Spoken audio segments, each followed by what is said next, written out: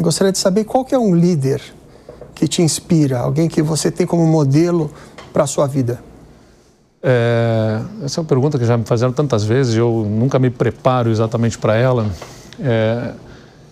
Seguramente, para mim, dentro de casa, meu pai, né? Eu aprendi muito com meu pai, professor de direito, apreciador da política, com ele aprendi muita coisa.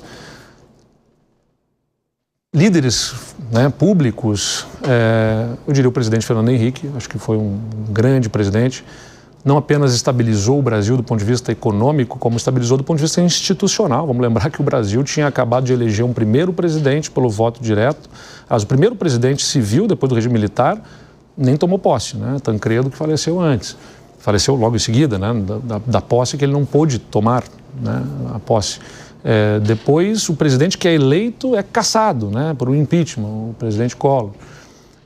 Então, assume o Fernando Henrique, estabiliza o país do ponto de vista econômico e institucional, porque conduziu o país num momento de desconfianças ainda, com serenidade, com sobriedade, mas ao mesmo tempo com firmeza de reformas importantes para aquele momento do Brasil. E vejam, o único presidente eleito que não sofreu impeachment nem processos criminais, né, para ser preso no Brasil. Todos os outros, né, ou sofrem processos criminais, ou sofreram, ou foram presos, ou cassados, dos presidentes eleitos aqui, né, estou mencionando. Então, o presidente Fernando Henrique, sem dúvida nenhuma, é um belo exemplo. Internacionalmente, para pegar um mais contemporâneo, talvez Barack Obama seja alguém que eu tenha uma visão assim justamente dessa disposição de fazer transformações sem as rupturas, né? Compondo. A sociedade é diversa, é plural.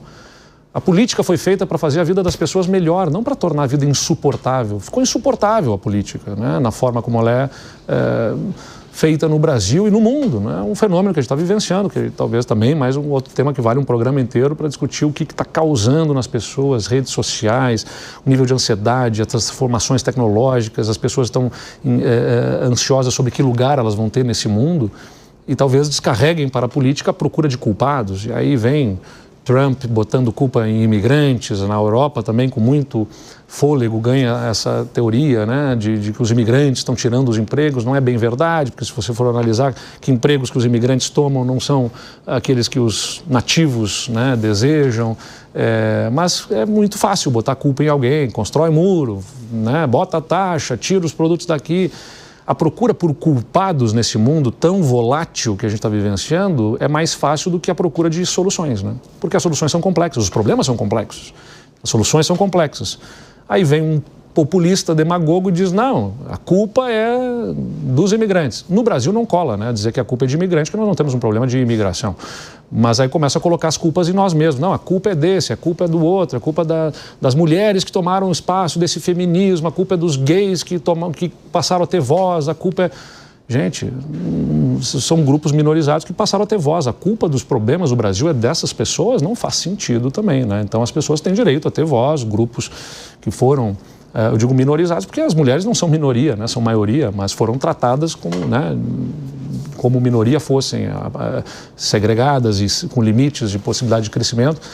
E legitimamente esses públicos ganharam espaço e voz. Coincidiu o espaço e a voz deles com os desafios que um tempo moderno está trazendo aí em função de revoluções tecnológicas muito profundas, que transformam a forma como as pessoas se relacionam e aí os populistas e os demagogos de plantão se ocupam rapidamente de dizer, olha, a sua vida era melhor antes dessas pessoas terem espaço.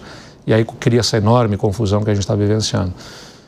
O caminho da sobriedade, da sensatez, do equilíbrio, é o mais difícil, por paradoxal que pareça.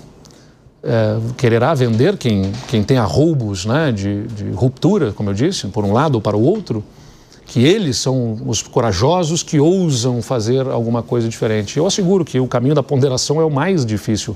A ousadia da ponderação nos faz ser criticados pelos dois lados. Então, eu já vi isso, né? Quando vem alguém defender meu nome numa rede social, imediatamente chuva de ataques lá dentro, porque, claro, tira da zona de conforto os dois polos, né? Como é que é nós ou eles? Não existe essa de alternativa, né? Ou é o campo que se diz o da democracia, ou é o campo que é contra a ditadura da toga, dizem eles, né? Então fica nesse embate e se tenta criar uma alternativa Eles não deixam, eles não querem deixar crescer isso. Mas eu vou continuar insistindo nesse caminho. Acho que é o melhor caminho para o Brasil, é o que eu acredito, e eu não estou na política para ir ao sabor dos ventos. Eu estou para defender as convicções que eu tenho, e eu tenho a convicção de que o país só vai prosperar se ele não é deixar de ter conflitos, mas passe a administrar os conflitos de uma outra forma.